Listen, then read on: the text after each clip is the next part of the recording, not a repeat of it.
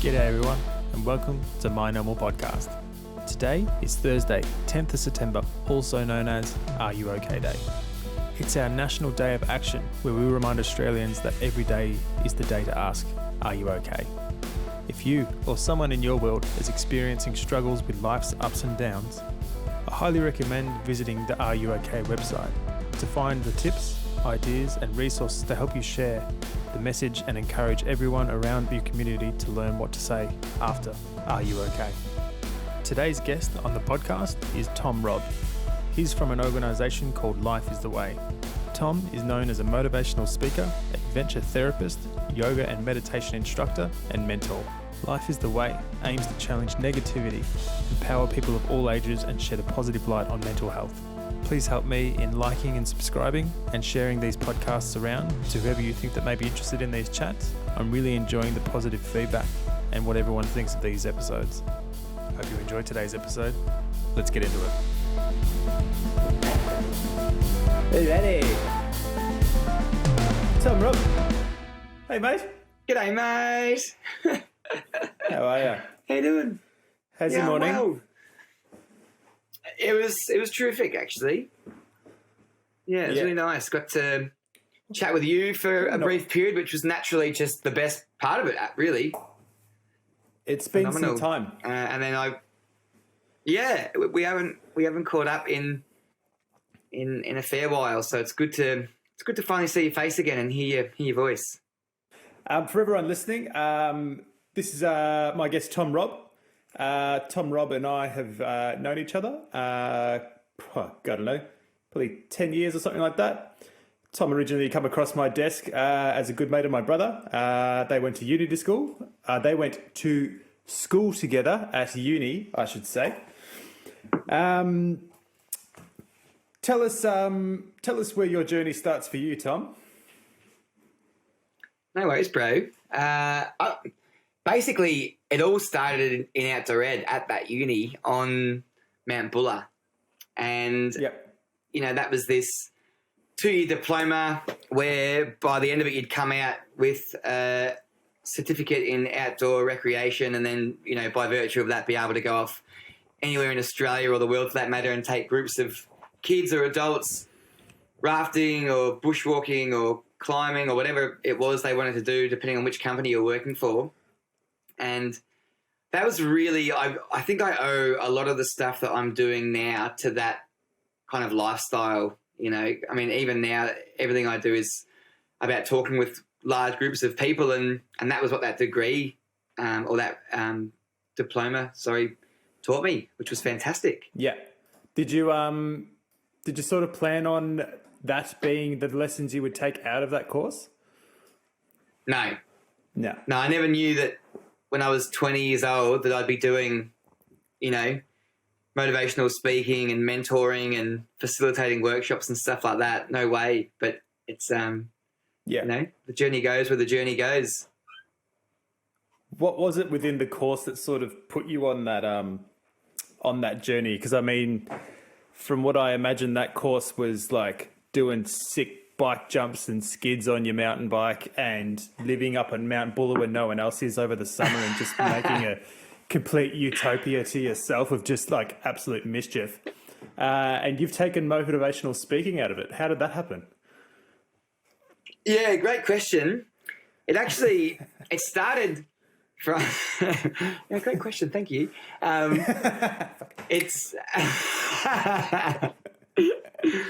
It started from, when I guide a group, my intention is to really just allow these kids permission, or these adults the permission, to have the best possible experience that they can have. And for me, that's about, I guess, not just being their guide for the week, but being a bit of a role model, and someone they can look up to and someone that they trust and someone that they feel safe around, and someone that if they needed to, they could come up and say, hey, these are the things that's bothering me, and, is there any way that we can fix that? And I just know, especially from my own upbringing, that if I don't feel safe and I don't feel heard, then I'm probably not going to come up and ask whoever it may be, whatever question I have because of just, I guess, the environment that I'm in, let's say. And so that was kind of how I rolled, this pretty easygoing, chilled out kind of guide that, my motto was safety, fun, learning. So safety was always first and number one, but fun before learning. Some people kind of screw their faces up a bit at that and they say, fun before learning. What do you mean? Learning is learning, not fun. You say, well, you're right, but you're going to learn more in an environment where you're enjoying yourself. You're going to learn more when the person that's teaching you is engaging, interactive, fun, and not, almost, I guess it's passionate, really. They're passionate. And it's like school. You say, do you remember your favorite teacher from school? And you say, oh, yeah, I remember them. I remember everything about them. And you're probably less inclined to remember the teachers that didn't give you that time of day. And and so basically, by virtue of that style of guiding, kids would come up to me, midweek, and they'd say, hey, man, we're having the best time. Can we just let you know what's going on in Kidland right now? There's a whole bunch of stuff happening that we just love to talk to someone. Is that cool if that's you? And I was like, yeah, sure, man, open up, what's going on? And so for the best part of 10 years, all these kids would just kind of be cruising along somewhere in the bush, and they'd be like, oh, and they just start unloading all of their lives' worries and issues onto me and be like, what would you do in this situation, Tom Robb? And I just give my honest opinion. And it really worked, like they kind of all walked away going, yeah, awesome, I'll give that a go. And from that, I got into reading like self-development, all books on self-development, self-discovery, mind mastery, psychology, depression, meditation, yoga, anything like that, you name it. And what I found was when I started this journey of reading all these books and really actively listening as I was reading, taking notes and things like that, the more books that I read, books by like Eckhart Tolle and Robin Sharma and Norman Doage and things like that, the more books that I read on certain mental health topics, the more people that would organically just walk into my life and be like, oh, hey, can you give me a hand with this? And I was like, oh, that's weird. I just read about that last week. And so I found that really interesting. Yeah, they're almost like puzzle pieces. They really are. They really are. Yeah. Not saying that I have read any of those books. I am on my own journey, I guess, to finish a book in my life. I've never been much of a reader, but it's definitely something I want to do. What are some of the what's a couple books that put you on your journey that you started out that you could probably recommend to the listeners, aka me? Mate, the best book that I've ever read in my entire life, and it was the very first book, funnily enough, that started this journey, is called The Ancient Wisdom for Modern Health. And it's written by an Australian fellow called Mark Bunn, who actually used to play for the AFL. He was in Carlton. Footy. And he was a footy guy. And he left the footy, and he was also I believe he was a naturopath and nutritionist at the time, and he ended up leaving and flying around all over the world and going into these really ancient communities. And basically the book just compares ancient culture to Western society. And he kind of says, well, let's look how these people have been living their lives for all these hundreds of thousands of years and what they're doing and compare that to ours. Yeah, cool. Definitely check that out. It's good to hear that a footy player has use other than like being an electrician with blown out knees. Yeah, right. Totally. 100%. That's good news. That's a good news story in itself. It really is. We're currently in COVID. Have you heard about that? You've heard about the global pandemic. Is there any mate.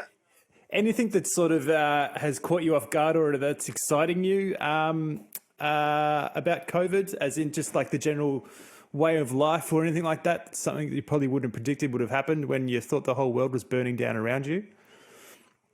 Yeah, I mean, I didn't expect it like everybody. I don't think anyone saw this coming, but I've actually almost felt guilty to a degree with how much stuff I've been able to get done in this time. And and that's a great thing. You know, one of a guy called Simon Schneek, who I always love to talk about. You know, he's a mentor, not in real life. He's just got a YouTube channel, and he's a very intelligent fellow. But he talks about innovation and creativity, and he's got this bit where he basically explains that innovation and creativity come from space. And for a lot of us, especially young kids, but adults as well, you know, we had that space before we had phones and technology was so advanced. And so to give you an example, you could be sitting at the bus stop with nothing and you're just waiting for the bus and you're just thinking because there's nothing else to do but think. And so you might just think, I wonder if that's been done before. Or perhaps you're looking at something and you think, I wonder if they did it that way, if that was better. Like that's innovation, that's creativity. But now, every spare moment of the day that there would be space where we could start creating and thinking, what do? We pull our phones out and we start playing Candy Crush or whatever it might be. So all of a sudden, that's just evaporated. It's just gone completely. And COVID has been this time where we've had to take what I feel is actually forced space. It's like, hey, you haven't got your job for at least the majority of my friends. You haven't got your job. Fortunately, you know, thank God, ScoMo's flung us a bit of cash while this is all going on. So hopefully that's enough to keep your head above water. And you're being asked to really sit with yourself and reflect. It's been a very reflective process. And through that, I've been able to, you know, come up with some fun little ideas and create some online sessions. And it's actually been rather beneficial. Is that bad? Is that bad that I'm having a good time? No, it's very favourable, and I think for being a motivational speaker, you should be promoting that you're having a good time. Otherwise, probably business model wouldn't be all that successful. just my. That's totally right. Just like in regards to like we'll get into what you're working on a bit later, but in regards to just I ran into a friend who was walking their dog who lives quite close to me. I'm like, oh mate, what have you been up to? He's like, oh, I've just been playing pool. I'm like, oh sick, you guys got a pool table? He's like, nah, just been playing like online pool on my phone, and my heart just like sunk, man. Like just being excited about playing pool, and he's just doing like online tournaments on his phone as entertainment, and that's fucking terrible. Yeah, that's not a great way to spend your days. Yeah, he's probably really good at it, and you know, different journeys, I suppose. What's your first ever memory? Oh, good question. Oh my God, first ever memory. It's 2 for 2, baby.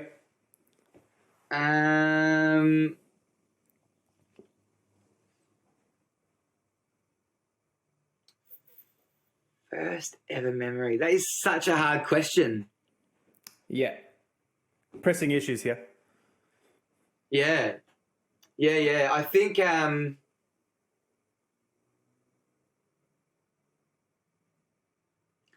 the thing that's coming to mind actually is going to the football with my dad. But I reckon if I sat with it for long enough, I'd come up with something else. Yeah. I think it's one of those questions that's sort of like it's almost like polluted by stories you've heard about your upbringing, and you kind of you put those stories that you've heard and you sort of recreate those memories from what people have told you about your upbringing. It's just a fascinating thing that I've just been thinking about lately, of just like children's development and that sort of stuff. And like you develop, you know, straight out of the womb, and but you don't have memory of that development. But then, you know, that switch just flicks. Do you have a moment in your life where you decided that you were going to kick things into gear?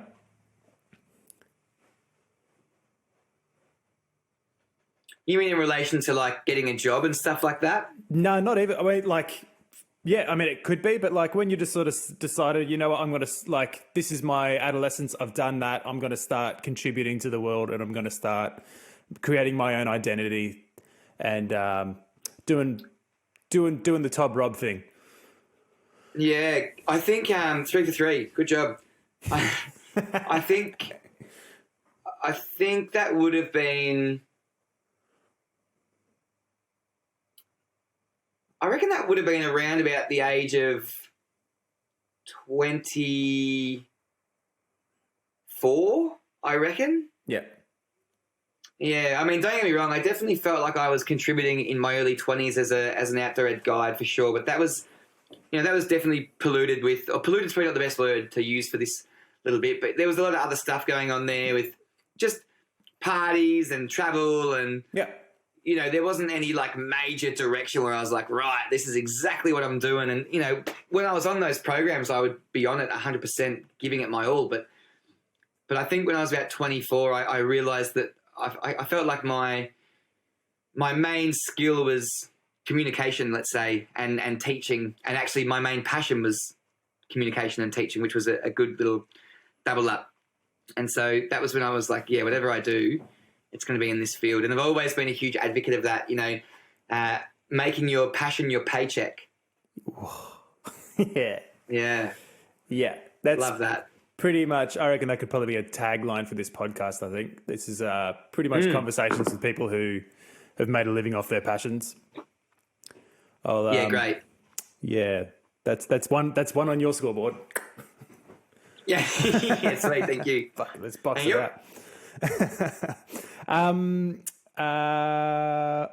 What's your earliest memory of people appreciating what it is you do? That would have been, I reckon that would have been probably my first program. Oh, no, it wouldn't have been. It would have been teaching snowboarding because when I was doing that course with Dan over the winter, I became a snowboard instructor. And I remember that having such a good time. And that was, adults and kids. So I was teaching both, not at the same time because they learn differently. But But I remember for both kids and adults finishing those classes and having, them be like, thank you so much. That was such a great lesson. And I was like, cool. No worries. Glad you enjoyed it. Yeah. Thank you. This is great. Yeah. I imagine, because you followed the snow seasons for how many years? This season was my 17th consecutive in a row. Wow. But, yeah, it's too many. It doesn't count, actually. I was only there for 2 weeks this season, but last season was probably the end. So, yeah, 16, let's call it. Yep. And predominantly just like snowboard instructing, that's your main role when you do a snow season? Well, actually, it was different. The last 5 seasons on Mount Buller, it was snowboard instructing, teaching yoga, and also booking all the bands for this pub that I was living at and running the open mic night. So we had bands Tuesday and Saturday, and then Thursday night was the open mic night. And so that was, those last 5 seasons were phenomenal. Yep. I mean, like, I feel like I had it made up there, Which, wasn't the Wit, was it? No, it was Alpine Retreat. Alpine Retreat. Oh, that's right. That was just down the road from Avers. Yeah. Right. Just next to Shenhua. Yeah. Very good. Yeah. So you were up at the snow this season? I was in Jindabyne for about a month, and I ran a backcountry snow trip and then ran a workshop in Jindy and then cruised on back to good old Victoria. Yeah, I imagine that the snow industry, would have been so nervous around January, February, March when this sort of thing was popping in, and just knowing that this is going to completely dismantle the snow industry. I imagine. I mean, people who would have cleared their year to go and live on the mountain and all that sort of stuff, and people who would have invested in training, or people who would have, bought new businesses and started up cafes and probably put their life savings and stuff into, hopefully making a dime this snow season. And then people aren't even allowed to travel to the hill, let alone to buy a coffee and that sort of stuff. I imagine it would have been really grim up there when all this news of COVID came. Yeah, I think for the Victorian resorts, it was much worse. New South Wales was different. They, from my understanding, I've got a feeling that Jindabyne, Thredbo and Perisher, I think they were relatively unaffected. Like they they closed half their mountain, which actually, let's take that back. That has a huge impact on the town and on the people that want to go skiing. So they would only allow half capacity basically, and I think they only had half the lifts open. So yeah, it's been a really interesting year. But I think, you know, when you look at it, I don't know, I often find myself, for anyone that's like, whoa, it's so tough. It is so tough, but like, not to sound rude by any stretch, but it's so tough for like literally almost everybody. Yeah. You know, we're all struggling. The snow season's, I don't think, that dissimilar from any other business, really. Yeah, I mean, COVID's probably the only thing that's happening in our lives at the moment that does not discriminate. Yeah, that's exactly right. Yeah. Have you ever been starstruck? What does that mean? As in, like, I was in a dressing room at Laneway once, and Paul Callier walked in and said he wanted to have a chat and have a cigarette with the boys, and I was like, I don't know what to say. I love you. So have you ever had a moment where you've just been speechless when someone's walked into the room, like a hero of yours or anything like that? Yeah, I've had a few of those moments. The first one that comes to mind, actually, Lloyd Spiegel is, I mean, you know yourself, music's been a big part of my life. Not anywhere near close to yours, actually, but I do love playing music and I love listening to music, and I try and get to all the blues and roots festivals that I possibly can. Say Lloyd Spiegel, the blues guitarist. Yeah. Yep. Yeah, I think he's won like King of Blues. Well, he did a couple of years ago. I'm not sure if he's still up on top at the moment, but cool. He's the Cole Clark representative, and you know he's just an all-round nice guy. But I actually ended up, I saw Blues Mountain playing at Bendigo Blues and Roots, and it was the last day, and Jesse Valanche is the lead singer guitarist from Blues Mountain, and he's absolutely phenomenal. And this was like watching a movie, man. Like, I swear I'd never seen this. And so Blues Mountain had been playing for like 30 minutes, and Lloyd must have just walked in, and I've seen Lloyd play like 15 times. And I didn't see Lloyd. He was standing back behind me. And so Jesse Valanche, the lead singer and guitarist, just goes, "Hey, everybody, Lloyd Spiegel's just walked into the room." And everyone looked over and just started clapping. And he holds his guitar out like this. Yeah. And he goes, "Lloyd, would you please? Would you please?" And Lloyd's like, no. He's like, "Come on, man. Like, would you please?" And so Lloyd gets up there and everyone's clapping, and he's got his whiskey, and Jesse hands him this guitar. And there's this thing in music where I absolutely love and adore, and I cannot wait for the day that this becomes, you know, a part of my repertoire. And I'm just going to call it magic. And it's where the group of men and women that are playing on stage are so talented in what they're doing that they just know. It's like this intuitive, innate understanding of progressions and timing. And so Lloyd just does this thing where he just kind of like turns around to the band and he's like, "We're going to do this in F sharp major, 2/3 timing, and take the bass line for a walk. 3 4." And then boom, like straight away. And it was the coolest thing to see. Anyway, he got off stage and he came up to me, and it was the first time that he'd approached me. And he was like, "Oh, Tom, how you going?" And just like you, I was like, I'm good. I'm good, thank you. How are you?" And he's like, "Great. What are you up to?" I'm like, I just sort of told him how great that was. And I said, "Oh, you've got this gig in, where was it? Somewhere near Bendigo, Herne Hill or somewhere. I can't remember. Samoa." And he goes, yeah. Are you coming?" I said, "No, I can't get there. It's a bit of a ways away from me." And he goes, "I'll come pick you up." And I was like, "What?" He goes, "Yeah, I'll swing past your house and I'll grab you and I'll take you to the gig." And I was like, "You're kidding." And so 11 o'clock the next day, Lloyd Spiegel pulled up to my house in Bendigo. I was living there because I was studying. Yeah, I had to get a train, which was fine. I would have happily walked, having spent that long in a car with that man. And so, we drove to the gig together, and I ate with him. And I said to him when we got there, I said, "Oh, look, I just don't want to step on anyone's toes." I said, "I'm more than happy, just so you know, like, I'll pay my way, I'll buy my own drinks, I'll eat my own food." And he goes, "Why don't you just be my roadie?" And I was like, "All right, sure. No worries." Yeah. And I carried in his like one stool, you know, and I was like, woohoo. Yeah. Yeah. Yeah, he used to be a regular at the Elwood Blues Club. Oh, yeah. And Yeah, man. Did you ever get along to the Elwood Blues Club at all? Is it not the Elwood Lounge now? No, not the Elwood. So the Elwood Lounge is the bar, which you and I have had a lot of great times at. But the Elwood Blues Club was a bunch of like bluesy musicians on a Sunday.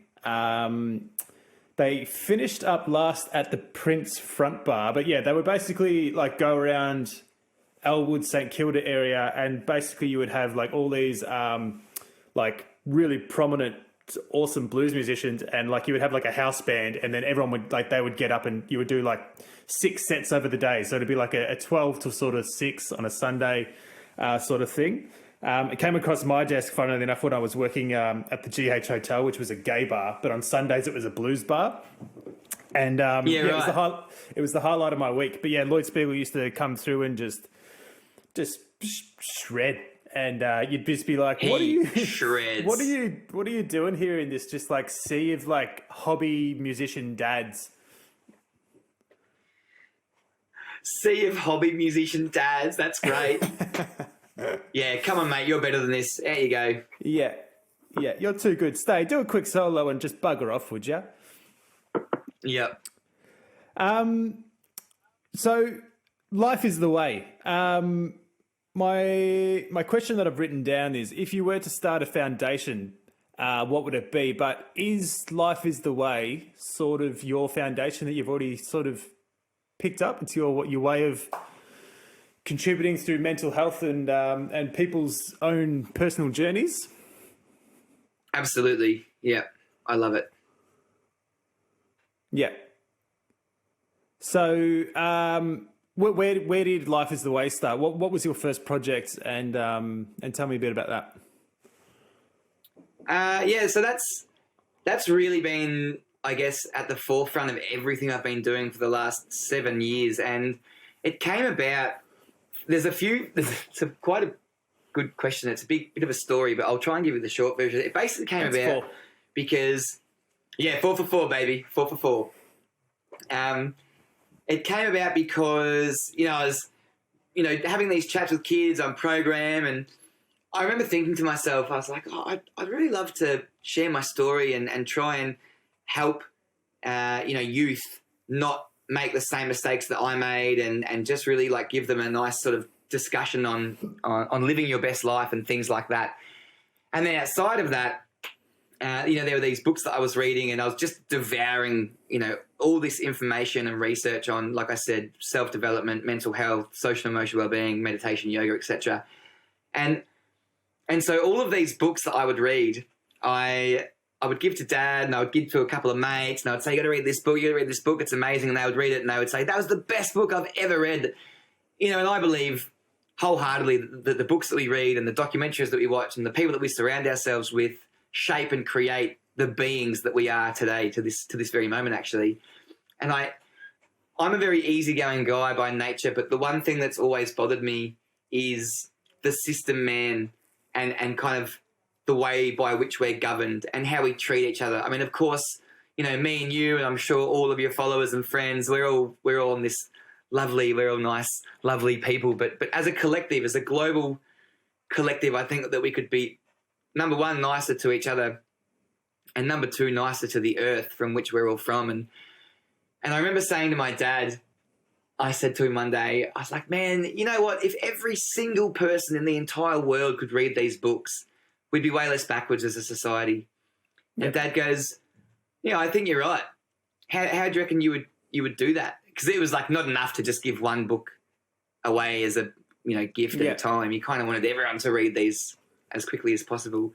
And so I actually started this thing called Mindfulness Coffee. And as you know, I've been kind of on and off living in a Combi van for the last sort of 9 years. And so Mindfulness Coffee was this sustainable coffee maker. It was like this hand grinder and a humongous press that, it was almost like you would lift up these two huge wings, pour hot water in the top, put your portafilter underneath, and then press these wings down like so. And it would literally make a cafe-style espresso with no power.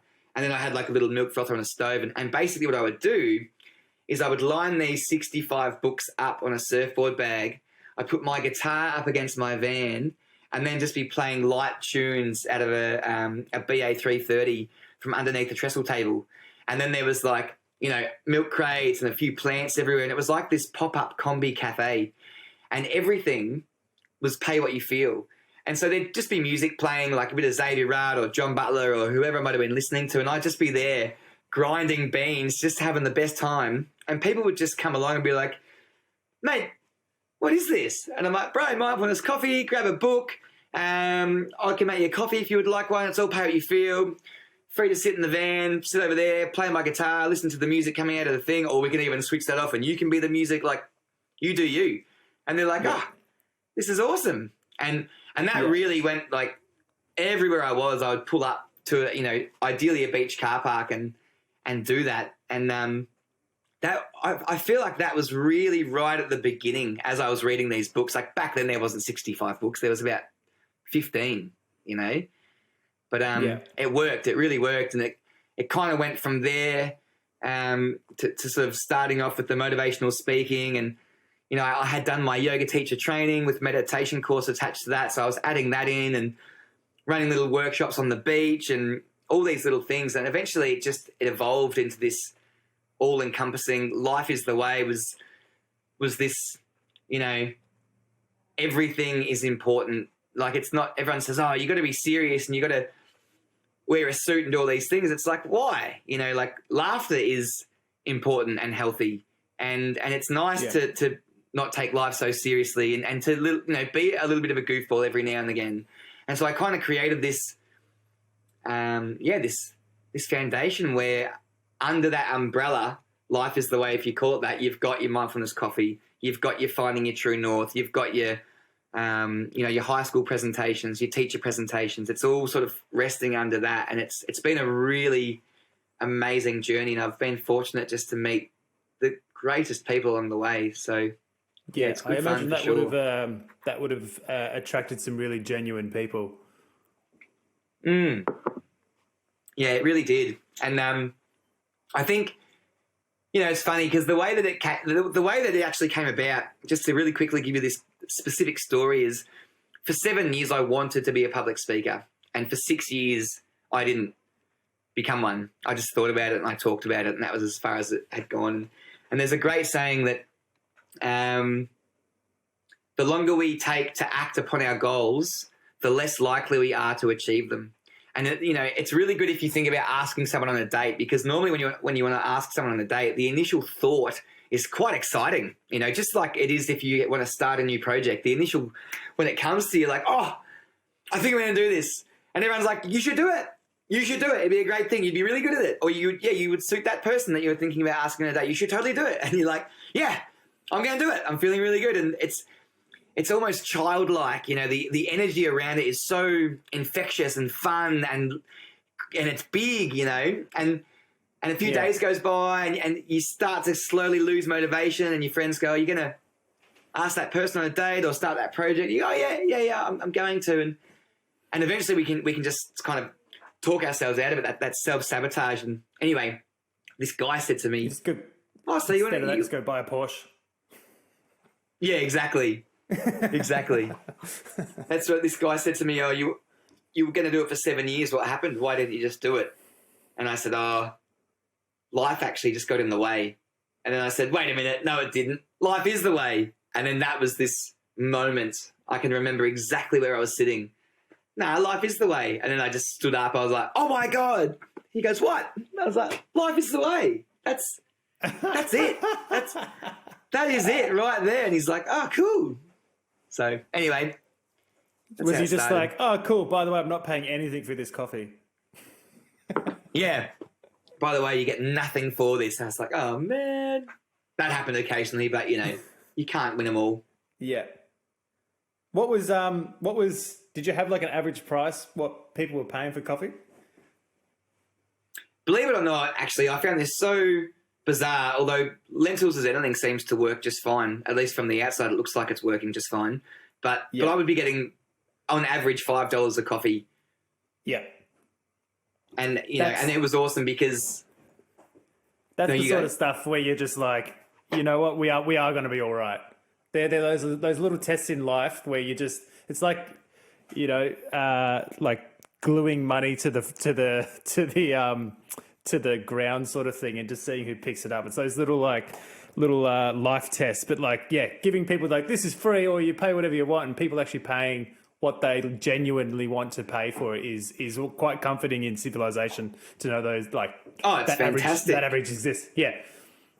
It's just, I love it. That's another example of people appreciating what you're doing, I guess. Yeah, it really is. And I mean, the beauty of that was some people would pay $10 or $20. I got a 50, which was mind blowing, but to get a $10 note was not that uncommon. And what that meant is, people would come along, and I love this. I learned so much. Pay what you feel is to watch people's mind go, oh, okay, and they kind of have to really think about what they think this is worth. And some people would come along and they would say, man, this looks so great, spewing. I actually left my wallet at home. And I'd be like, bro, don't stress it. I'll make you a coffee. Because I would know that someone in that day would pay for them. That someone would be like, I love this. Here's $10. Yeah. And there's two people's coffees, And that was such a great thing. And I really admire the authenticity of people being like, oh, this is so good, bummer. And then on the other end of the scale, you would get people rolling up in like, a Ferrari, and they'd come along and be like, what's this? And I explain the mindfulness coffee system, and they'd get a coffee and give you like $1.20 coins. And you're like, oh, brother, okay. Oh, it's a bit bitter. Yeah, it almost worked. It was almost like a social experiment, but it was enjoyable regardless, Yeah. So tell us about Lucinda. Where'd you get Lucinda? Oh, my Lucinda's goodness. your 74? Wow, good memory. Yeah, 74 Combi van. 74 Combi? Yeah. Yeah, she's from Perth. She's from Perth, and initially we were going to call her the Tombi, and I thought that was quite good. Someone else came up with that. They said, oh, what about the Tombi? And I said, that's great. That's a great name. And then I ended up driving her from Perth. I was working over there. I'd been up in Coral Bay doing some tour guiding, and then moved down to Fremantle to work at Little Creatures. Was there for a year, or 6 months rather. Bought the van, and then I actually drove an Englishman, an Irishman, and an Australian back across the Nullarbor plain with me. And everyone's like, oh yeah, where's the joke? Like, there's no joke. This is what actually happened. And so I picked them all up, and I picked up the Irish guy last, and his name was Willie. And he hopped in the car, and he closed the door, and just as I was about to drive off, he goes, wait, don't go anywhere. What's the car's name? And I was like, it's the Tombi. And he goes, no, you can't call a car a guy's name. Wait here.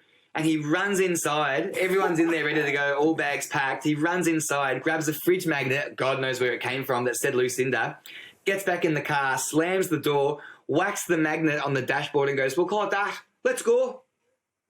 That is sick. Yeah. Yeah. I wonder what it is about cars. I wonder what it is about cars where you can only give them like women's names. Yeah. Yeah, I don't know why that is.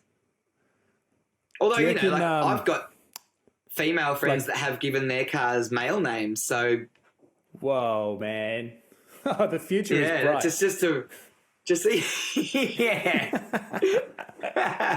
Wow, we are coming so far as society, man. This whole PC thing is paying off. Yeah, that's right. That's right. Yeah. I could be so terrible right now, but I'm trying to make this a good thing. Yeah, good. I could fuck up this podcast if I want. You got this. Very good. So you've pretty much given yourself your own self-funded apprenticeship in being a mechanic from what I understand about Lucinda too. Like, Lucinda's been a bit of a bitch. Man, although you watch your mouth, young man, because she can hear. She can hear everything. She has feelings. Yeah, she's had some breakdowns. In fact, she had so many over a period where we'd go down to Cape Otway to go surf Joanna, and I'd be like, great, with a group of us. I'd say, great, we'll take Lucinda, and everyone would say, mate, we're going to actually make it past the fish and chip shop. We're not taking that piece of shit. And I'm like, boys, man, come on, like this is come and live my dream. Where it's at. Yeah, come and live my dream. And this is the thing, hey, like she's had smashed windows, and they smashed by simply just closing the door too hard. You know what I mean? Like just little things like that. There was a one episode where she caught on fire while I was driving her, which was just intense, such an intense experience. Yeah. Massive oil leaks. I hit a roo once, which just like crumpled the front in, and I had to get a new front. It's been a journey, and you're right. I have really been taught a good deal of patience. Although in having said that, the one thing I will say is, and I mean this in such a fantastic way. I mean, really, so many people would not put up with that, and I completely empathize and respect that. But the people that I have met simply by that van breaking down so many times is just unimaginable. And I mean, like, really nice, authentic, humble, amazing human beings that have not only helped me fix it, but invited me into their homes for dinner and a chat. And, it's been and the mechanics I've met, and it's all kind of linked up, just like you said at the start, those puzzle pieces, and they've come back into my life, life, I should say, later on down the track, and it's been phenomenal. Well, I mean, I see Lucinda as one of your instruments. Like, as much as like you see Lloyd Spiegel, you look forward to the time where you can get on stage one day and have almost that conversation with your instrument. I mean, Lucinda is essentially one of your instruments that starts those conversations. It's the big red, it really is beautiful bus. It's something that you've built through rain, hail, and shine. It's given you difficulty, but it's given you even more joy. So it's one of those beautiful things that's man. It's a passion project. And it really is. For anyone who thinks that like having an unreliable car, why have a reliable? Like, it's just two different journeys of what a car means to someone else. Like, I would love an old car to just like cause me grief and something that I could build up upon. But it's just. Yeah, they're beautiful things. They're especially back in that era where a simple man or woman could just fix it. If it breaks, like you just fix it. Whereas now it's like you get a warning light and all this sort of shit, and like the Bluetooth won't pair, so you sell it. Yeah, so many things, and I think you're spot on with. It's actually become such a big part of my life, and. The thing that I love, and as cliche, and I know that this does sound cliche, as cliche as this sounds, I like making people smile, and I like watching people go, oh, like this, like that. When you tell them something or teach them something that you kind of, you see the light globe kind of go on, and they're like, oh, I get it. And normally the way that I would do that is through motivational speaking or through running a yoga class or a workshop. And that's great. Like, I love doing that. Whereas with Lucinda, I don't have to do anything. Yeah. I just drive up, and if I'm at a set of traffic lights and there's a cafe on the left and a cafe on the right, and I'm sitting there at the red light and I look to the left and I look to the right, guaranteed every time, if it's a nice day and there are people outside on the balcony of that cafe, they're just like... You can just hear them being like, oh, I want one so bad. That is the most gorgeous van. And then the dad and you just going, just such a good thing. Like that, I'm just like, sweet, man. Yeah, exactly. Very good. Good, Lucinda. Yeah. So you've done your yoga training and that sort of stuff. I'm someone who, at the start of this year, had two what do you call it? I don't know, year goals, year resolution. On New Year's Eve, I was like, next year goals. Sure. One of them was start a podcast. Number 2 was get into yoga. I've done one of them.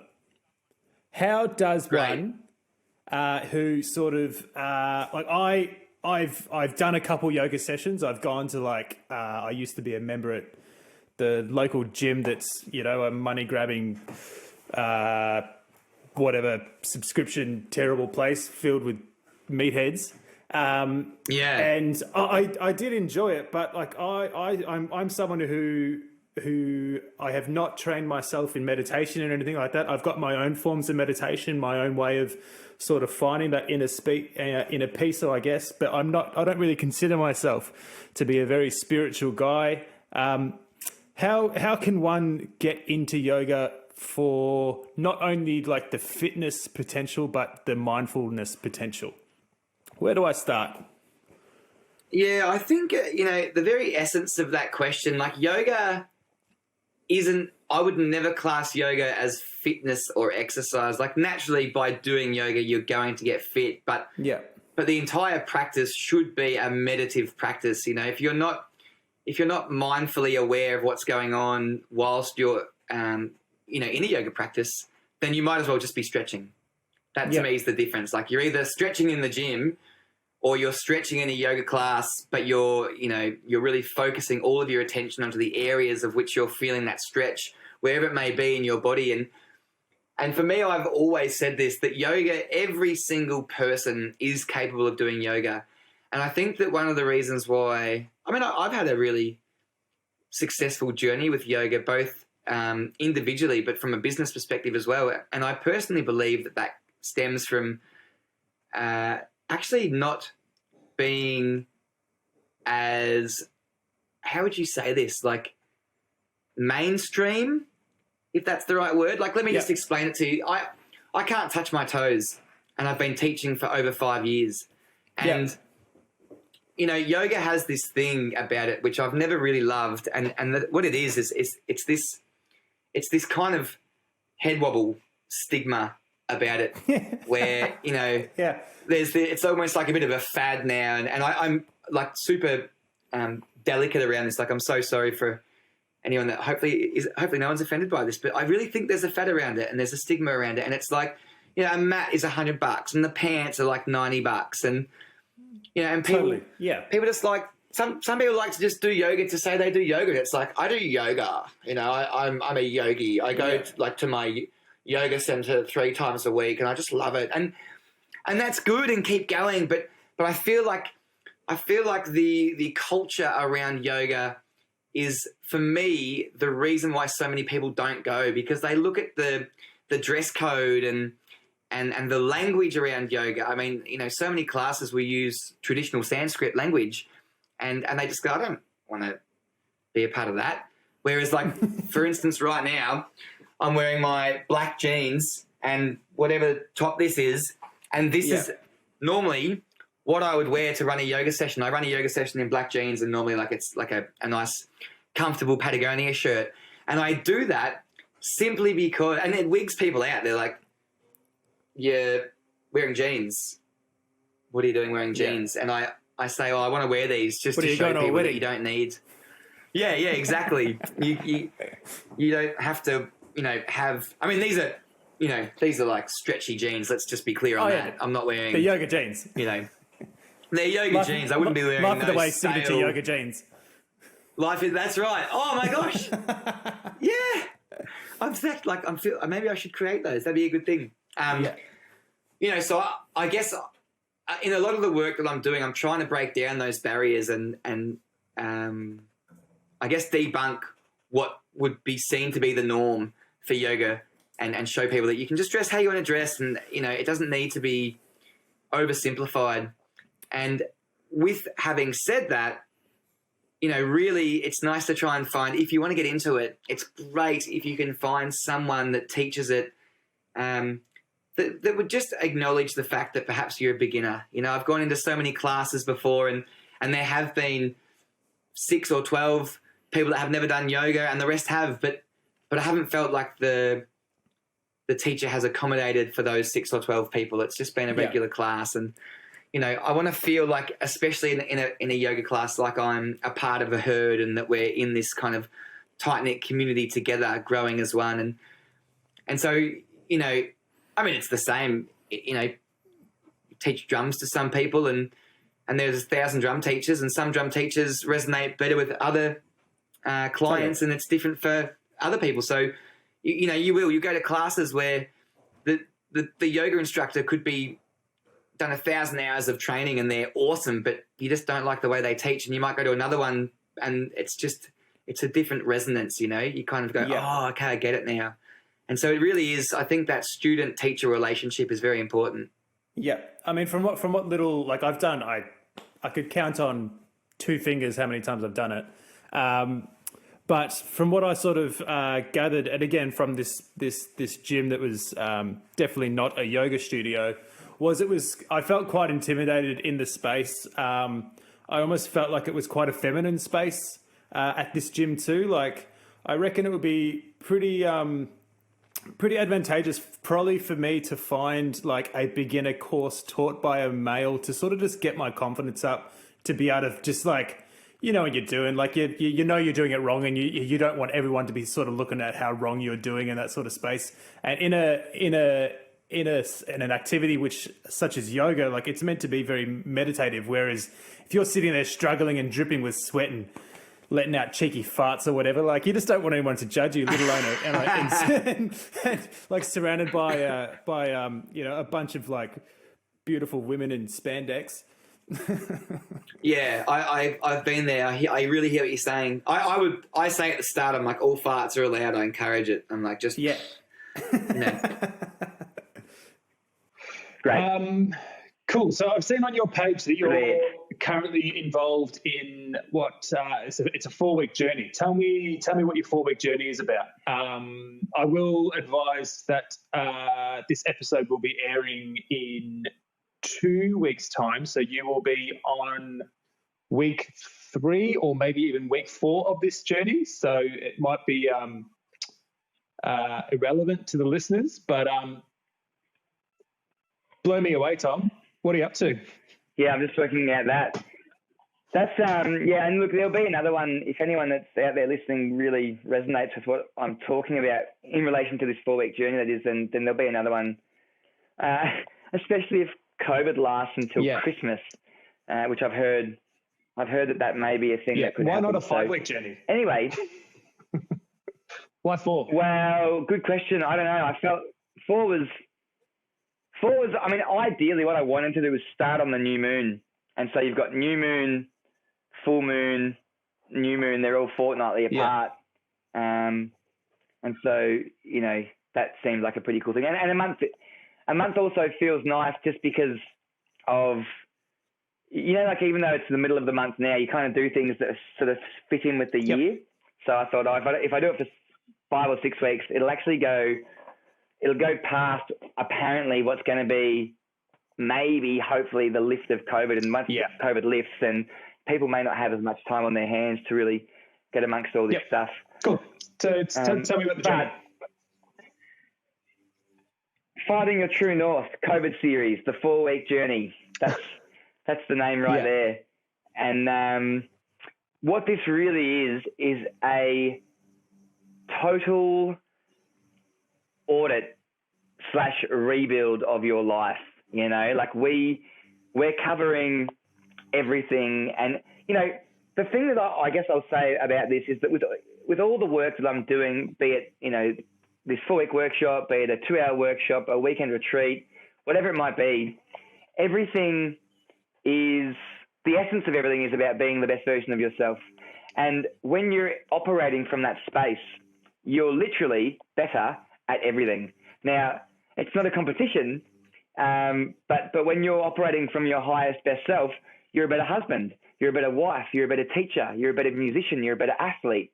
And it sounds selfish to some people, but really, like, you are number one, and you're in better service to your community and those around you when you're in that, like I said, that space. And I love this analogy of, you know, you jump on an airplane and they do the chat and they say, okay, everyone, if the wings catch on fire, what's going to happen is these masks will fall from the ceiling, put your own mask on first before helping anybody else. And it's just this idea, this analogy of, not everyone, but for me and for a lot of the people that I work with, even one-on-one, it's much easier and much more favorable to go and fix your car than it is to fix the thing that needs to be processed inside of you. It's much easier to go and jump in the garden than it is to go and have that hard conversation that you need to have with a loved one or a friend that might have, bothered you in the weeks prior. And so really that's the basis of it, is that can we think about ourselves first and get us up to working order, let's say, for use of a better word, and then from that space walk out into this world and help others. And so the 4-week journey, it's about accountability. We look at, give or take one thing there or two things. I think this is just about everything, but we look at sleep, diet, exercise, relationships, job satisfaction, money, sunlight, nature, meditation, and passion. That's the 10 things that we look at. And they're all sections. Yeah, right. And maybe there's something I've skipped, as in that's just not in it, but that's guaranteed the 10.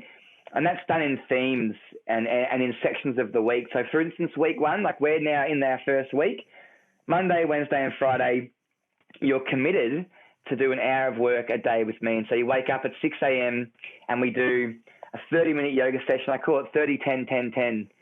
And so it's a 30-minute yoga session, a 10-minute meditation, and then 10 minutes of journaling. And so you basically start your journal, write down your to-dos, look at your day, double check your appointments, just get your head wrapped around what you've got to do. And then in the evening at 8 o'clock or 9 o'clock or whenever it is you're just about to go to bed, you do 10 more minutes of journaling. And so, 10, I had a hand down below. And that's your, the 3 things that you're grateful for. It's your random act of kindness, all of these things. And because we're doing this as a group, I've taken on 12 people and that really holds us accountable. And I think that's a big thing, is that when it's just you on your own, it's so easy to wake up at 6 and go, oh, I might just push the snooze button, and keep sleeping. But in this kind of environment, the people that have chosen to join me on this journey, they want to be there and they want to really reap the benefits of what this 4 weeks has to offer. And so to go back to those 10 elements of our life, week 1 is sleep, diet and exercise. And so I run a 1-hour presentation on sleep, diet and exercise, just covering all aspects of, the science behind getting a good sleep and looking at our circadian rhythms. To diet, we might look at our different body types when it comes to Ayurvedic medicine, Pitta, Kapha and Vata, and what sort of times of the day we should be eating. And then from exercise, things as simple as, just getting 20 minutes of accelerated heart rate per day. I mean, really, and I said this from the start, I'm just a catalyst for change. The information that I'm sharing is coming from these people that have spent 40 plus years in these industries and that have written books about this and made documentaries and podcasts and stuff like that. Really, I'm just standing on the shoulders of giants, of well-respected giants that have carved the path for this wellness journey that I guess is a part of us all now. This is one of the biggest things. This mental health wave, this social and emotional wellbeing wave that's hit us is really lifting right now, which is a great thing. And so that's week 1, and we talk about these things. I run that hour presentation on it, and there's questions around what we're doing. And deep questioning is I think it's a very amazing concept. The question for this first week was, what's not serving you right now? And where in your life are you leaking energy? And what actions would you need to take to regain or reclaim back that energy? And it's quite a pokey question. It's what's not working for you right now? Really? Yeah. What's happening for you right now? Where's your attention being taken and it probably doesn't need to be there, or or it might be better in other places. Yeah, that's there's a great saying where question. attention goes, energy flows. Ding. Where attention goes, energy flows, and so it's about kind of getting out of our funk and just really sticking our, how would you say this, getting out of second gear and just whacking it into fifth and living the lives that we were supposed to live. And I really feel passionate about this stuff, man, because I feel like, and again, this isn't for everyone. Like what I'm saying, this statement isn't for everyone, but a lot of people have just kind of become used to a mediocre life. Mediocrity is the norm now. It's like, how you going? Good. Just good. Yeah. Like, really? Yeah. Everything's just kind of flowing along normally. Yeah. It's like, is that really what you want? Like a good time is like a family get together. Like that's my idea of a good time. Like you got to get out of that comfort space. You got to learn new things. You got to have those tough conversations. You got to have those conversations with someone that you probably wouldn't usually talk to be able to just get out of your own head at times. I think like it's really important to just experience different things. I mean, like my biggest and best tip for like someone who's just got like a new puppy is like, it's not necessarily they need to exercise. They need to have new smells. They need to experience new things to look at. And I'm sure it's the same with like an infant baby. They just need to just experience different things. I don't think that's something that we should necessarily lose. When you grow up, you should experience new things and challenge yourself on a daily basis. Otherwise you become that probably normality thing that you would consider yourself to be, boring. Yeah, I agree. And it does. Life can become stagnant, and it's not I wouldn't say it's a bad thing, but part of this journey is really about, acknowledgement. And it's like there's resources I'm handing out each week that you actually fill out and you hold in your hand, and it's a resource that you can look at and go, oh, wow, I can really see where I am leaking energy. I can really see what aspects or areas of my life need a little bit of assistance. And actually, yep. I thought of something as you were speaking before about those questions. There's a great saying which I think you'll love, and the saying goes, easy question. Sorry, what is it? Hard questions, easy life. Easy questions, hard life. Yeah, I think I heard. It's basically, people can fill in the gaps there, but yeah, I really love that. Yeah, that's it's like you don't want to have those tough conversations, then fine, like put up with the hard life that you may have as a byproduct from that. Those hard conversations that we need to have with our loved ones, and talking about what are our non-negotiables, what are our boundaries, what are the things that we wish others wouldn't do, and all of those things. They're important conversations to have, and they are bloody hard conversations. But I think that's what needs to be said and done in order to, get out of our heads and kind of start living that life where we're actually feeling a little more freer. I guess the real time example of that is like, I don't know, like makeup sex, like having those hard conversations, but having that rejuvenation of energy to be able to then, passionately express something different other than an issue with that partner or whatever. Like it's important to be able to express that sort of stuff. But I mean, even what you were saying earlier about like this, this week one of the journey, like it is important to have these conversations, these tough conversations, because it's so easy for people to be able to diagnose mental health within themselves, like say, oh, I'm having a bit of an off week, but you know what, all I've got to do is just like, I've got to go fishing, or I've got to get out on my bike and I've got to go do, a couple, like some strenuous exercise. But in a time such as like COVID, where, for the right reasons, our freedom is being taken away from us, there's people who are cooped up inside who haven't really been able to spend the time to develop, non-physical ways of getting that mental release. So it's really good to be able to develop those tools within yourself to be able to identify, when your mental health isn't at an all-time greatest, but maybe not to be able to rely on, I need to be able to get away, or I need to be able to shut myself off and do my own thing, whether that be like work in the garden or go for a surf or that sort of stuff. Because I mean, yeah, in a time like this, like that's where you sort of worry that if you can't do that, because and also too, like if surfing is your release to mental health, like you can't go surfing whilst you're at work. So it's really important to have these tools in your belt to be able to just have that self-care. So I think that's something really important that I would take out of your 4-week journey in self. It's just being self-aware of your own journey. Yeah, man. And that's such you really touched on some wonderful points there. And, as much as some people don't want to hear this, it's great that you can have those outward experiences that might help you, when you're having those off weeks or those off days, you're surfing or you're running or you're bike riding or whatever it would be. And that's a good thing, man. But I really do believe that it's inside of us, The outer experiences can definitely help. I'm not going to take that away from anyone, but to find those those life hacks within us is so powerful. And there is this theory that's called stress on stress, and what it basically means is our emotions quite often need to be processed, and so there's going to be a core reason, for someone feeling the way they're feeling. Something happened. There's some kind of ordeal that happened.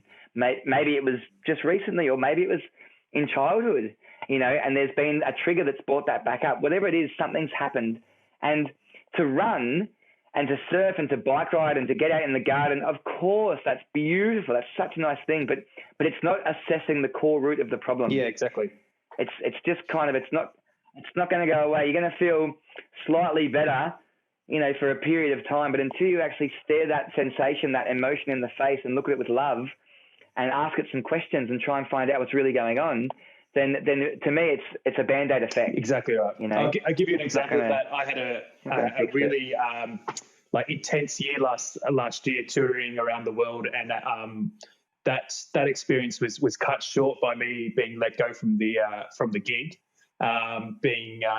having to fly home solo from Europe by myself, in December, which is a pretty exciting time of the year. But that one really took it out from me. But I thought I was doing well when I would come home and I saw that the grass needed mowing. So first thing I do is, Rachel, my fiance, is out of work. So I'm just like, fuck yeah, I'm just going to mow the grass and get into the garden, that sort of stuff. And I'm sitting there, I'm mowing the grass, and it looks great. But then you're finished, and then you've still got to deal with that stuff. So flying home from Europe, that was like a fucking kick in the dick. That losing that gig, that was a full year of flying high and that sort of thing. But yeah, coming home and just my usual things of getting in the garden and all that sort of stuff. Like we were flying home from a European winter, and I was just excited because it was like 25 degrees at home. I just first day I got home and mowed the grass and just loved it, and went over to Bunnings and got a couple of tomato plants and just planted all that stuff, and then just finished, and then it was just sweet. And then went to ended up going, fuck it. I said I couldn't go to my mate's 30th over in Vietnam, so bought tickets to Vietnam 2 days later and was back on the plane. And then I'm in Vietnam for 2 weeks, and then I came back, and then I went to Meredith, and it sort of came to where are we? We're sort of around New Year's and started January, and I was just fuck, this, I've had a fucking great time. And then it just hit me like a fucking ton of bricks. Just the severity of the year that I'd had and all that sort of stuff. It just really put me in a place where I needed to sort of just assess a lot of stuff that had been existing within me for a very long time that never really showed itself. So yeah, going back to what we were saying, it's really important to develop those tools for when you are at your lowest, to just have those tools. It's just so important. And have that support system around you. And if you don't have that support system around you, just know that we live in a country where, to go chat to your GP, to go and talk to a psychologist and that sort of stuff, they're really... This was the first time I actually spoke to a psychologist was in this process, and I was just kicking myself because I didn't realize how easy it was. There's 10 free sessions that come to every person in Australia, and it's so easy, it's so accessible, and there's really no boundaries, and just know that the system's in place with zero judgment, and you can go and take it or leave it. Just do what you're going to do. You just got to look after yourself. Yeah, I completely agree, and it's so refreshing to hear you say that you've gone through your own experiences with mental health, and my story is similar but different. Like when it hit me, I was about 27 and I was in uni, and I actually didn't reach out for help for about 6 weeks, and I struggled for 6 weeks. And again, that for me came back to that stigma of being a man. And it's so interesting. I mean, I really do think this was part of the puzzle, because a lot of my work is running men's circles and just really helping men feel safe to share their emotions and to share what's really going on, because of that, stigma, which has gotten better now. It's gotten much better. We still have a long way to go, but that whole grow up, be a man, don't cry, stop being a sook. All of these things, that's a suppressive culture that we've been ingrained and indoctrinated into, and that we've come from, and it's a real, it's a bit of a journey to get ourselves out of that situation and into a place where we feel as men comfortable to say to our sort of friends network, supportive network, hey, I'm actually not doing that great right now. Can someone hear me out? Can I have a shoulder to kind of lean on? And it's something that I'd encourage everyone to do.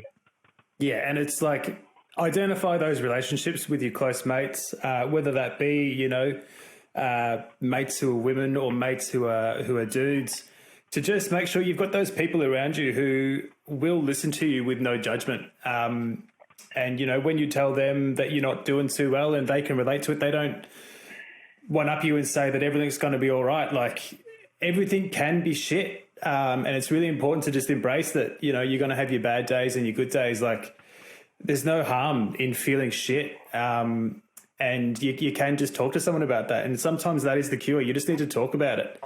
My first session with the psychologist, I just fucking unloaded. None of it was stuff that I considered, to be,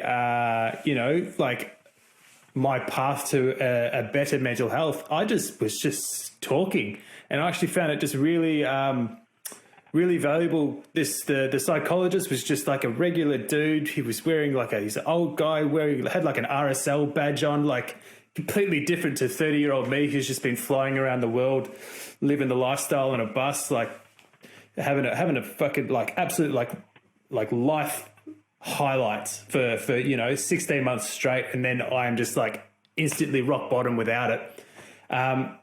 What was actually awesome, and I didn't sort of identify it, was identifying that lifestyle to an old dude with an RSL badge was me simplifying how simple my problems are to make sense to another person, was me unpacking it. And I didn't, you don't realize you're doing it. So it's just talking about it. It's just so powerful. It is, and it's such a good thing to do. And yeah, I think if we can break out of that, I shouldn't say I've got, issues, or I shouldn't seem to be weak, or I shouldn't seem to be having problems, and actually go and speak with someone, be it a psychologist or even a friend, like you said, just to start that ball rolling.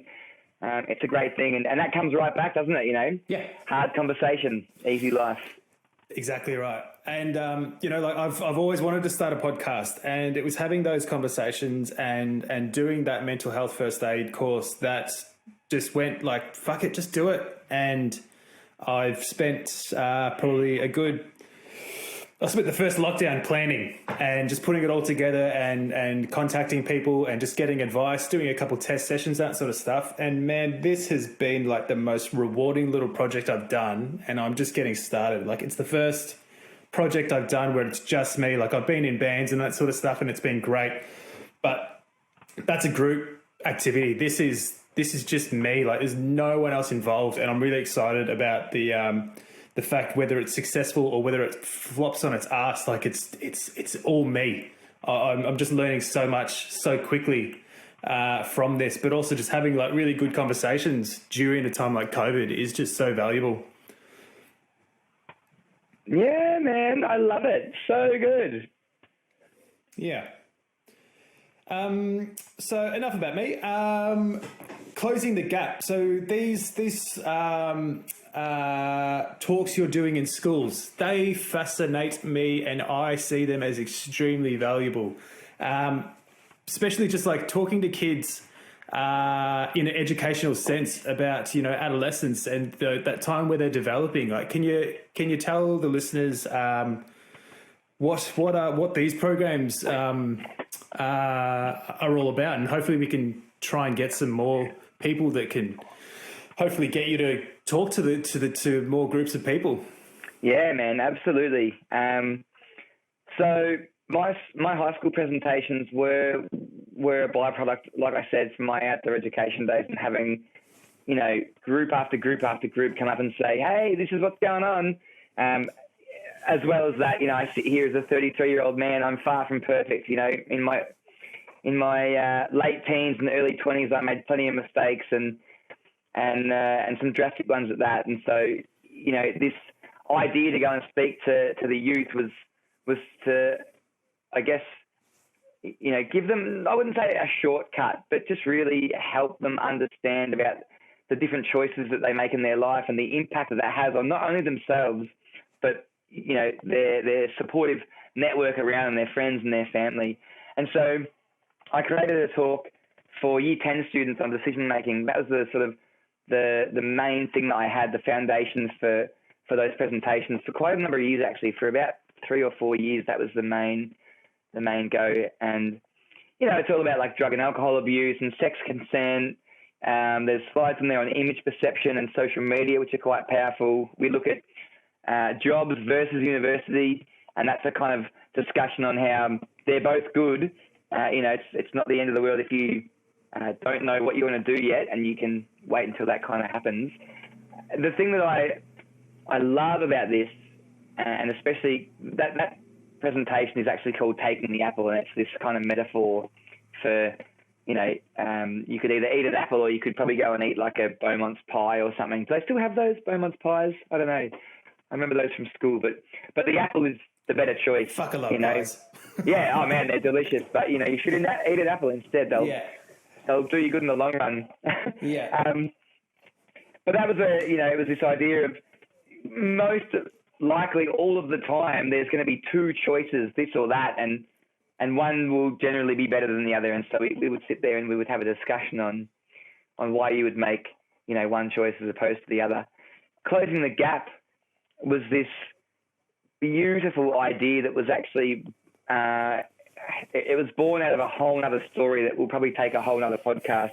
But it was basically the recognition of the gap between students and teachers and students and parents.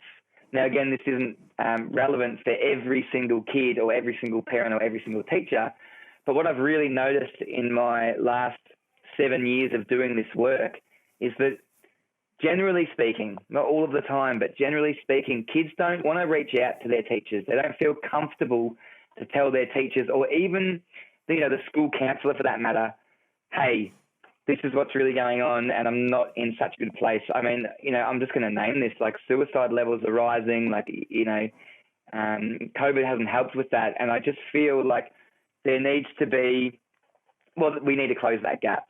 I want students to feel safe and comfortable, number one, in being able to reach out to their teachers and share what's going on without being judged, you know, and without getting in trouble and without feeling like that's even an option, like that could even possibly happen. But then to top that off, also give teachers the language around what to say and when to say it in relation to helping these kids.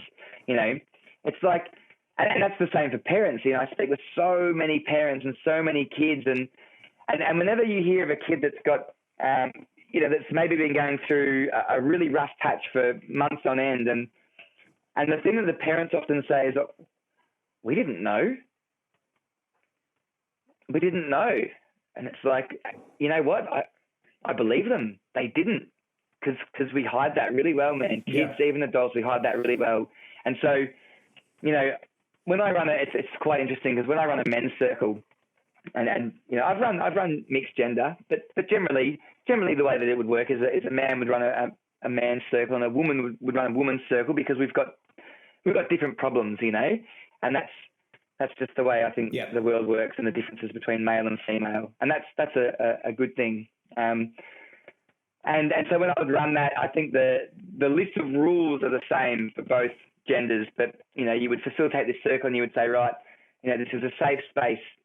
There's no judgment. You know, everything that's said in this circle stays within this circle. Nothing leaves this circle, and the only possible way that it can is if perhaps Aiden shares his story and maybe I have a friend that's gone through something similar or is currently going through the same thing. And the only way that something could leave that circle is if I came up to Aiden after the circle had finished and said, hey, man, my friend's going through the same thing.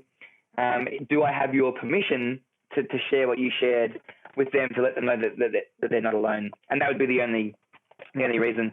There's no interruptions ever.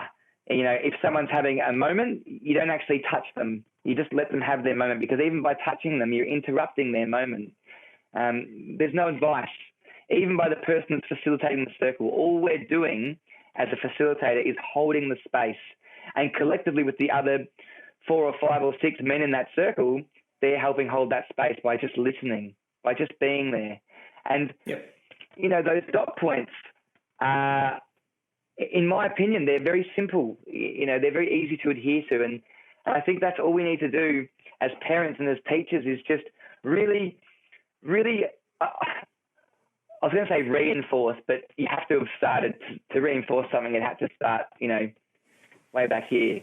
But just to, how would you say this? Like, to really, from as early on as possible, and it doesn't matter if you've never done this, you know, and it seems like a weird thing to do, because it is, especially if your whole family never speaks of mental health issues ever, then it's going to be a bit clunky to start with. But just to sit down with your family and say, all right, you know what, from now on, we're having, you know, Friday night is what's your beef, you know, or what sucks Saturdays. You make it fun, make something up where it's like, all right, we're going to sit down once a week as a family, and as a family, we're going to actually talk about the things that are really bothering us and just kind of have it out.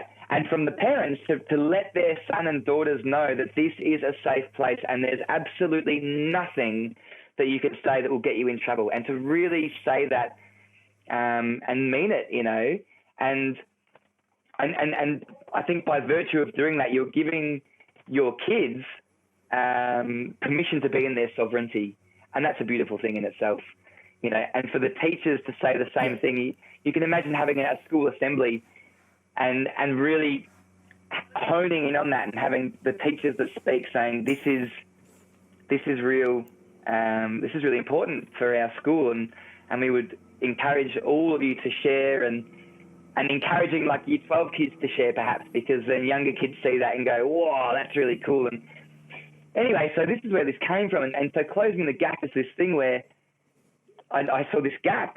Kids weren't reaching out to their teachers, and kids weren't reaching out to their parents, and in some cases they weren't even reaching out to their friends, which is a terrible thing. And so I've created this 4-way presentation where I go into schools and I speak with year 10s, and I speak with teachers, and I speak with parents, but I also speak with year 12s.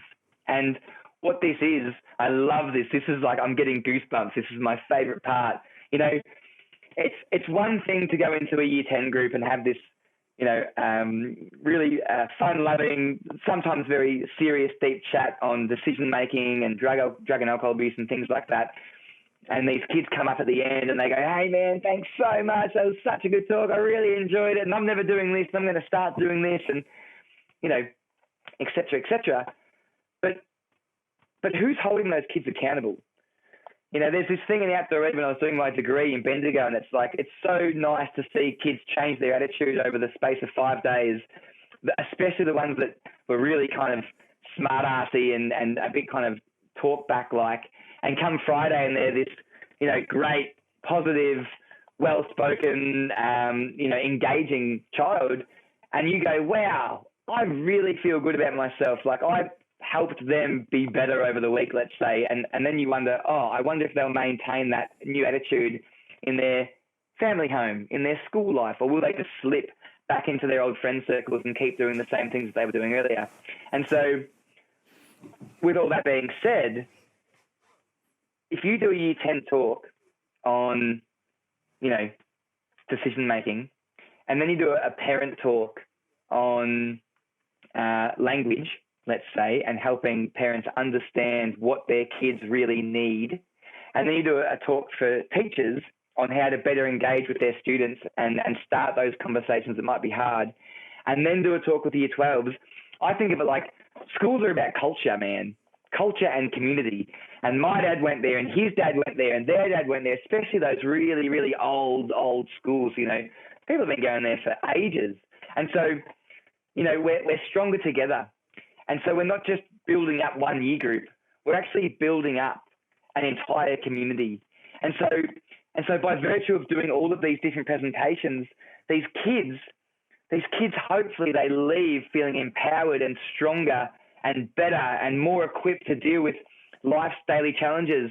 And they go running home to their parents and they say, Mum, Dad, man, we had this guy come and talk to us about this, this and this, and I'm going to try and be a better son and, you know, like treat you guys with more respect, and I'm sorry for all of these things and blah, blah, blah. And their parents lean forward and they go, well, you know what, little Johnny, we actually had a presentation given to us by the same person. And from our end, we're going to be more receptive to your needs. We're going to listen to you more. We're going to sit down once a week and we're going to have family discussions about how we're all going in life. And then those kids go into school, to their classrooms the next day, and they say to their teachers, hey, you know, oh my goodness, like I'm going to be better. I'm going to try and be the best version of myself. And the teachers go, well, guess what? So are we. And if you go right back to the idea of why I do this work, it's to help people become the best version of ourselves. And when we're operating from that frequency, that level, then we're in better service to our community. And so we are lifting everyone up together and everyone's growing all at once. It's not just one year group. It's like, let's all go, you know. And the Year 12s get this presentation on mental health and actually running sharing circles. And it's like they then become these mentors, you know, and lots of schools have mentors. The Year 12s are mentors, but really encouraging these Year 12s to be open and honest and vulnerable. Vulnerable is such a powerful thing, man. To be vulnerable is huge, especially for a man with the stigma we've just discussed earlier about, you know, not crying and all of these things. And so encouraging these Year 12s to actually speak at assemblies and share what's going on for them, because sometimes all it takes, bro, is somebody else to share and you kind of look at them and go, oh, I had no idea that they were struggling.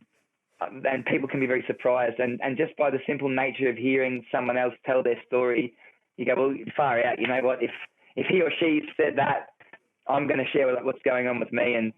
And we really are, we're stronger together. And so that is what I want to do, you know, outside of all the workshops, outside of all the 4-week journeys. You know, I'll keep doing all the different things I'm doing within Life is the Way, but to go into schools and have 4 presentations and help really, really lift and build these communities to be better and stronger, you know, more resilient, more supportive. Everything is something that really actually brings joy to my heart, man. I almost feeling like I'm slightly emotional right now, but it's good. It's a good thing. Yeah. I love it. Yeah. Like we're all puzzle pieces, and it's a pretty boring puzzle to look at, to just look at the pieces. But when we all join together, it's a beautiful picture. Yeah. Oh my gosh. When did you become so poetic? Just as I started this podcast, I'm telling you this fucking last week's guest was Stella Perry. Stella Perry was a chick who came second on The Voice. Oh yeah. She is like very enlightened, very spiritual chick. We've known each other for quite a long time. And man, I had to fucking I am about to say something that I have never, and just like the things that were coming out of my mouth and that, like she was just so infectious, much like yourself. You just feel like there's a breath of fresh air in the room. And yeah, man, like it's surrounding yourself with this sort of stuff doesn't hurt anyone. That's for sure. Thanks, bro. Thank you very much. What do you do for self-care? One thing that I've sort of, in my very little experience of, being someone who could be someone for someone else in terms of starting their journey to a better mental health. One thing that I've really learned when taking on these roles is the importance of self-care. I noticed when I was watching your Instagram live feed last week, you were mentioning some pesky kids were getting on your comment sections. Oh my God, that was so annoying on your live feeds, and that really seemed to be getting you down. But you were also mentioning that you had a pretty tough time coming home from Jindabyne and that sort of stuff. Is there some go-to things within yourself that really are effective with your own self-care? Yeah, I have a handful of different things. I mean, actually, there's more resources that I could poke a stick at. Number one would have to be meditate, always and forever. And especially if it's something that I know that I need to process within me. And that's a great thing, to sit with yourself and to really dive deep into the areas that perhaps you don't want to look at and that you're afraid of what's down there. As much as it can be excruciating. It really can be. To meditate with the intention of self-healing, let's say. So I would meditate, and that would be my main one. And there's loads of free resources all over the internet that you can find and things like that for anyone that wants to give that a go on how to even start that journey. Secondly, like you said, would just be to talk about it. If anything, I'm guilty of oversharing. Everyone knows that. I could have just met you, and if you're like, oh, how are you going? And if it's not good, I'll be like, oh, mate, can I just tell you something? It's a great thing, I think, to just get it out off your chest. And like you said, just by talking about it. In fact, to be honest, I do both. I feel like I'd like to add in that meditation and talking about it will join together, because just by speaking about it, it gets it, out of your brain and out into the open, and you can sort of see it there in front of you and go, oh, okay, this is what's going on here. And I'm really grateful. I can picture you like in a group of people just meditating, and you're just like talking the whole time, just fucking up everyone else's. Yeah, no, I get them going with a bit of chit chat, but then we will sink into it. But I think, I feel very, very grateful. My supportive network are phenomenal, and I mean, like, I've been doing one-on-one coaching and mentoring for quite a while now, and it's such a great thing. I love that I get to share this, because a lot of the time people look at me and just go, oh, as if you'd ever have a problem.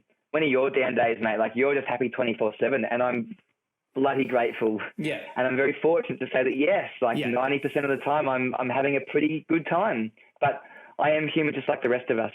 And so, when I do get myself sort of a little down and out, then I've got, friends and family who I can call upon any time. But then I've got coaches above me and mentors above me that I can call up and ask for a session with, straight away. And I really feel passionate about that, about kind of having those those people that you know that you can trust in, that you can call upon, and like you said, they don't judge you, and they sit there and they listen, and you know, maybe at the end, if you're up for it, they might offer their advice, but sometimes just having a sounding board is really all we need to start that process of healing, and I think that's a really great thing. Yeah. Do you spend a lot of time worrying in your life? No, not really. Things tend to just like go over the top of me. I don't know. I'm not too bothered by a lot of stuff, to be honest. Yeah. To your advantage or to your detriment, do you think? I would say it's to my advantage. My mum used to say it was to my detriment, but she was much more serious than I was, you know. I don't know. I just really look at things in a different light. I seem to find the funny in almost everything, and worrying is not a good thing for our mental health. And you know, I mean, like, don't get me wrong. I'm not like free from worry or anything like that. But a lot of the times, you know, I'm very aware of myself, and I could be like, hang on, I am worried about this. What am I worried for? Actually, this is ridiculous. And then I kind of just pull myself out and and realize there's a difference nothing. between like not worrying and not caring. Exactly. Yeah, exactly. Yeah. Yeah. So yeah, not too bothered by stuff and not overly a worrier, I would say, which I'm pretty glad of. Yeah. Glad for. Yeah. Is there an event that happened in your life that you wish didn't happen? Yeah, I mean, the first thing that comes to mind was my mum. She passed from brain cancer a couple of years back, and that was a super intense time for the whole family. And you know, I'll be honest, we are. Yeah. I mean, we still have our down days. But we're at a level where we can comfortably discuss this, you know, with anyone that asks about it. So it's not a topic that should be you know, squashed, let's say. But you know, that was a hard time, and no doubt I learned a lot from that entire experience. And we ended up actually palliative caring for mum for like a year. Myself and my brother just didn't work, and we just bathed her and fed her, and even that, man, was such a beautiful experience. And people might think that's a strange thing to say, but you know, like, we'd have to shower her and take her to the toilet, and she hated it at the start. She's like, oh, I hate this so much. You just used to look at her and say, Mum, full circle, mate, full circle. You did this for us. Now we get to do it for you. Don't worry about it. Yeah. So it was, you know, as much as it was a horrendous. Yeah. Yeah, I remember seeing those times. Yeah. Yeah. Yeah, I remember seeing those times with you and Angus. You know, for the little bits that you guys shared through social media and stuff, and those last couple of moments of your mum. It was a pretty beautiful thing to watch, and really just like slugs at home like the importance of family, and you know, it's just it's a beautiful thing. But you know, fucking man, cancer's a cunt. Oh, it so is. It totally is. What would you be doing with your life, or even like occupationally speaking, if you weren't doing Life Is the Way? Like, is there a role that you would probably take on that would be probably, I guess, like if you were to either put on a suit or start your own business that was a bit more straight down the line, what would that be? Or what was it going to be until you decided to make the break and dive into this?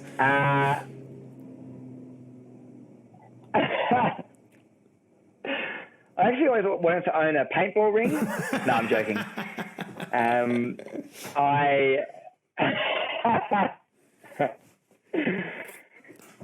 just wanted to try and think of something up then that was so unlike hopefully me. And then my kids would be paintballers. And then their kids would be paintballers.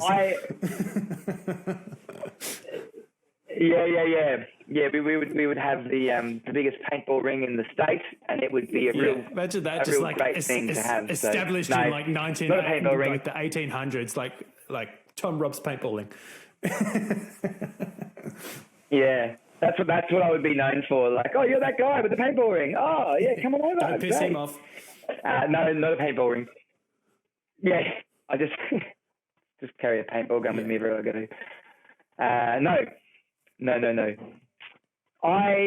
I don't know yet if this will still happen. I feel like it will. I think I knew from a very early age I would always be a school teacher, always. And I thought to myself that I would teach drama and potentially English, although if anyone that listens to this actually knows me really well, you might laugh at that because my spelling and grammar are appalling. But, you know, I enjoy writing and I enjoy reading, and I think I would enjoy English as a teacher. But I love that, you know, like in my opinion, there is no better occupation than teaching, and motivational speaking is teaching to me. Running these workshops is teaching, you know, helping guide people to become the best versions of themselves it's all relative to me, and that's what has always brought me the most amount of joy. I think I knew that, you know, straight away when I started teaching snowboarding. I was like, wow, this feels really good to watch people advance in the areas of their snowboarding, because that's what we're focused on, you know, through my instruction, let's say. That's still a big thing for me, although now it's slightly changed, and I feel like perhaps I would love to be a school counsellor, you know, and just chatting with young people about whatever is going on for them. And having said that, you know, when that happens, it won't be until I've hopefully gone into every single school in Australia and delivered this closing the gap. And I guess the other thing so, about the way you're delivering these presentations is you are quite nomadic. Like you are out in the road, and you know that's a part of it that you enjoy. I imagine in itself is traveling around Australia doing these talks. It's not necessarily being stuck in one spot. People coming to you, you're going to them. It's a proactive way of delivering this. Yeah, spot on, and it's really fun. I get to meet lots of amazing people. I go to some incredible spots. I mean, location. Yeah. What's the best bit of food you've found on the road? Not as in like you've eaten off the road, as in like cafes or. Oh my God, best bit of food. Or even just like most memorable bit of food. So like, for example, like when I think of like travel food, I think of there's that bakery in Bordertown between Adelaide and Melbourne, and they do a chicken parmigiana pie. It's fucking terrible, but what a concept. Okay. Yeah, I'm with you. I think I'm just rattling my brain. I mean, I feel like my answer's going to be boring. Like, it would have to be...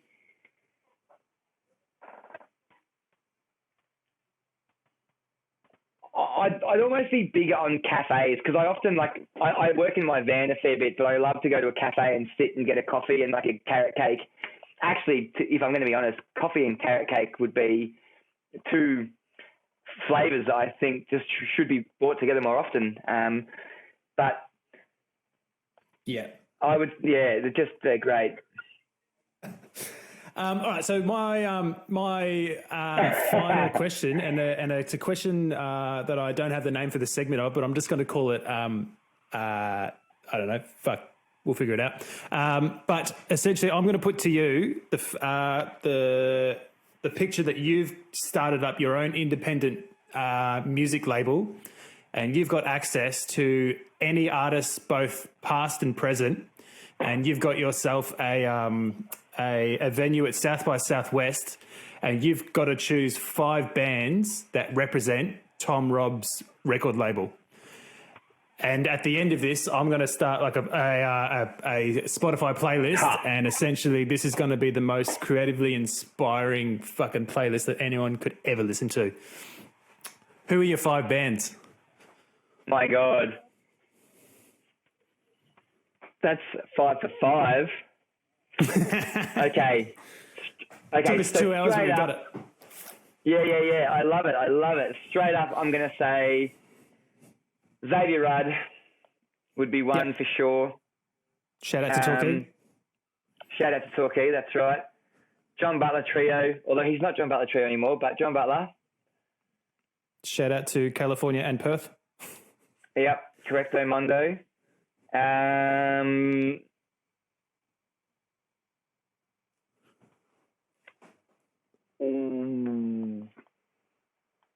Man, there's like 5 is not even like, there's too many. I need like 20. Nah, not gonna happen. Not gonna happen. Too short of changeover. It's not possible. Xavier Rudd. I'm gonna go with naturally Jack the Fox, because that's my brother's band and they're just kicking goals left, right, and centre. Yeah, man. And that's not a biased opinion, by the way. Like, I actually think, outside of the fact that I'm related to the lead singer and good friends with the Angus got pipes, man. Fuck. Yeah, he's got some pipes. That boy can sing. The boy can sing. Yeah, he knows his way around a microphone. It's not his first rodeo. Yeah. Let's just say he can say the words. Yeah, he knows what's up. There's 3.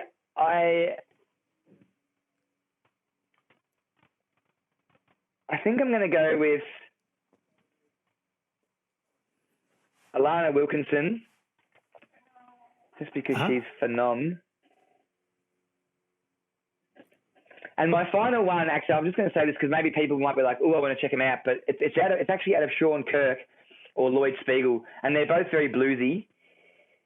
But I think I'm going to go with right now Sean Kirk. Right. It's fascinating that you are starstruck by Lloyd Spiegel, but he doesn't make the bill. Sorry, mate, you don't book tonight. Well, they're like 1 for 1, really. You're idiots. Yeah, I mean, I think it's like a 1 degree of separation, but Sean Kirk plays harmonica, so, it's a pretty awesome thing to add to your repertoire of instruments. Yeah, you prefer a guy that knows his way around a mouth than a finger. Well, he plays guitar as well. Yeah, that could be taken many ways. We're talking about music, people. Music. Yeah. It's a big. By the way, the gig's in a sex club. Oh, good. Yeah, that makes sense now, actually. No, I think that's a hard one because Sean's like guitar, vocals, and harmonica, tambourine as well. I think Lloyd's iron stomp box, and Lloyd's vocals, guitar, stomp box. But yeah, check them both out if you've got to the end of this. Check them both out. Well, I think Sean Kirkwood is a really popular name. Or either we're talking, well, either I've got the same person in mind, but is Sean Kirkwood also like a live music photographer? It's just Sean Kirk. There's no wood on the end. Ah. Yeah. Yeah. You're a solutions man. Very good. All right, mate. Let's wrap this up. We've been talking for quite a while. Any closing arguments from you? Anything that I haven't asked? No, nothing pressing. I guess I'll just say what I said this morning to my group that are on this 4-week journey. I said, just go out there and be yourself because everyone else is taken. Yeah. Very good, mate. Well, it's been bloody lovely catching up with you. I look forward to all this COVID stuff being a distant memory and we can have a good old bloody bro hug. Yeah, mate. I'm looking forward to it. It's going to be really exciting. Can't wait. Cool, mate. All right. We're going to sign out. Have a good day. Don't hurt anyone. Really hope you enjoyed today's episode of the My Normal Podcast. Please head over to the My Normal Podcast, Instagram, Spotify, YouTube, and subscribe to all of those and help me shine a bright new light on mental health within creative industries. I want to encourage everyone to visit the RUOK website, where you can find the resources that may help you to have a conversation that could change someone's life for the better. I'm very excited to announce next week's guest, Karen from Finance. Karen is a drag queen who has brought smiles to people all across the world. We have a really good conversation about the behind-the-scenes preparations involved in creating a world-famous production that has received multiple awards at festivals such as the Edinburgh International Festival from the Midsummer Festival here in Melbourne. I want to thank everyone for listening, and I really hope you've enjoyed this week's episode of My Normal Podcast.